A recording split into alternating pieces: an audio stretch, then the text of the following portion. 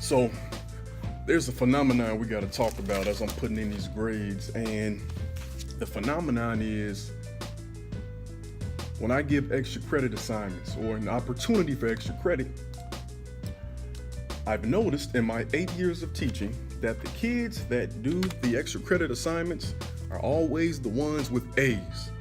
So we're saying kids who have like a 95%, right? Doing great in the class. Well, I've had kids with like 97s or 98s. They do the extra credit. But on the flip side, I'm looking at students who might not be doing that well in the class, who might have a low D, maybe an F, maybe really need the work. They tend to not do the assignment. And it had me thinking about that mentality. That's the reason why they have an A.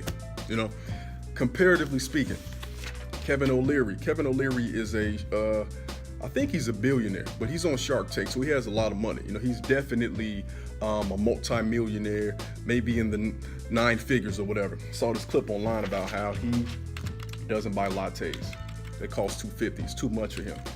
He'd rather spend the 18 cents, at home and make it because he buys a big pack at the grocery store. But what he does with the rest of his money is he invests it. He will invest it in different stocks and bonds, right? You think like, yo, man, it's only $2.50. It's not a big deal, but to him it is. He has the same mindset he had when he was younger, as an adult, as a multi-millionaire. Mark Zuckerberg has a relatively modest house. Matter of fact, if you ever seen Mark Zuckerberg, who is a billionaire, you would probably never realize that dude has that much money, or that he founded Facebook, right? Who else? Warren Buffett. He's worth over $80 billion. He has a home in Omaha, Nebraska that he bought like 50, 60 years ago that's worth like $600,000. He's worth $84 billion. He drives a Cadillac,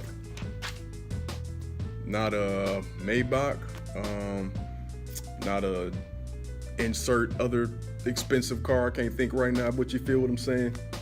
So this mentality is like, yo, it's the same as my A students. Just because you are ahead, or you assume you're ahead in life, does not mean that you'll always be that way. So they use the same mentality it took to get to the top to continue to persist and be successful. So the lesson is you have to always work like you broke. And for my students, you have to always work like you about to fail the class. Like, for real. That's the only way we're going to continue to be successful. Or if we're not successful, that's how we get to that level. Michael Jordan. I feel like I've been mentioning him a lot in these videos, but Michael Jordan, 6 championships, never lost when he played in the finals. Every year he played, he was trying to top what he previously did because that championship did not exist to him anymore. So hopefully you take something away from that. Grind like you broke. Grind like you never got that job. Grind like you about to get fired. And work like you about to fail that class. I'm out, y'all. I gotta finish grading the papers.